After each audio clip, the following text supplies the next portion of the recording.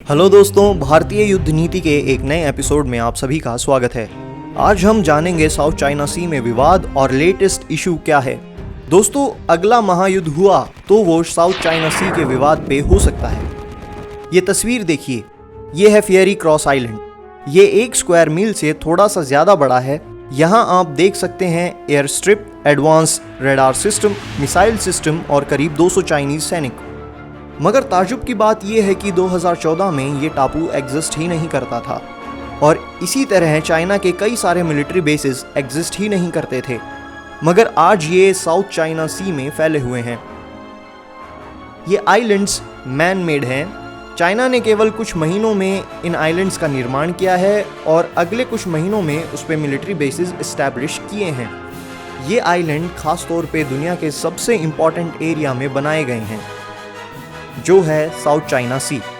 South China Sea natural resources से भरा हुआ है। यहाँ 18 बिलियन बैरल तेल, 190 trillion cubic feet natural gas होने का अनुमान है।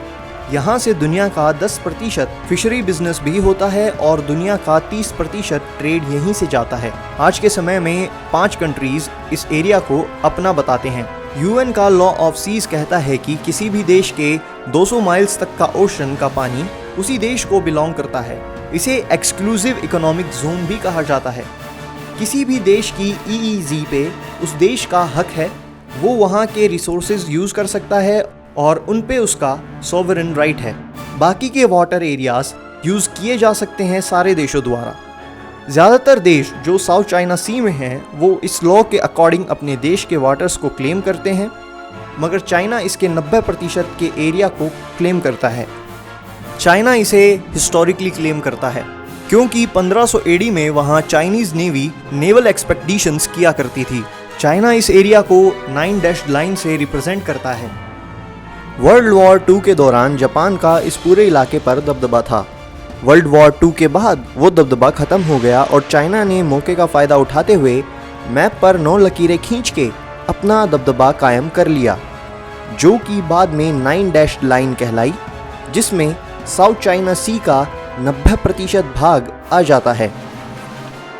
यूएन ने जब 1970 में 200 माइल्स का रूल निकाला तो चाइना ने उसे इग्नोर कर दिया और तब से उसके सारे देशों से विवाद हैं। अब हम आते हैं स्प्रैटली आइलैंड्स पे। स्प्रैटली आइलैंड्स बहुत सारे इनहेबिटेड आइलैंड्स का ग्रुप है जिसको चाइना, वियतनाम, मलेशिया और फिलीपींस क्लेम करते हैं। ये साउथ चाइना सी के बीचों बीच स्थित है। अब जो भी इन आइलैंड्स को क्लेम कर सकता है वो यूएन के लॉ के मुताबिक अपना सी एरिया 200 माइल्स तक एक्सटेंड कर सकता है और इसी वजह से इस लॉ में लूप होल निकाल लिया है इन सारे देशों ने। मगर छोटे छोटे सैंड पाइल्स को क्लेम करना मुश्किल है, इसलिए इन देशों ने अपनी छोटी छोटी बिल्डिंग्स बना दी हैं इन आइलैंड्स पे। मगर चाइना एक कदम आगे बढ़ गया है। चाइना मानता है कि सारे आइलैंड्स उसके हैं और इस वजह से वो अपने मैन मेड आइलैंड्स बनाता है और धीरे धीरे टापुओं पर कब्जा करता है। चाइना की स्ट्रेटजी है कि इन टापुओं पे मिलिट्री सेट करके नेवल शिप्स से बाकी टापुओं को घेर लिया जाए। इसे वो कैबेज स्ट्रेटजी कहता है।